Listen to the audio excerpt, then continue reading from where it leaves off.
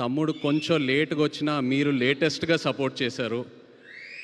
నిజంగా ప్రతి event video చూస్తున్నా మీ ఎనర్జీయే మారిపోయింది, మీ సౌండే మారిపోయింది. I'm so happy. Thank you all so much. ఇంకా తమ్ముడు విషయంకి వస్తే, నాకు అఖిల్ ఎప్పుడు హీరో అయ్యాడంటే ఈ కథ ఒప్పుకున్నప్పుడే. ఎందుకంటే నాకు ఈ కథ తెలుసు, నేను ఈ కథ విన్నాను.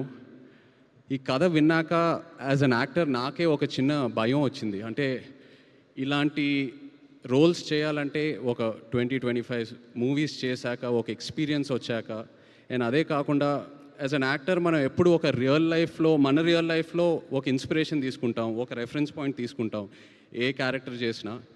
బట్ లెనిన్లో ఉన్న క్యారెక్టర్కి తన రియల్ లైఫ్కి అసలు ఎలాంటి కంపారిజనే లేదు, ఎలాంటి కనెక్షన్ లేదు.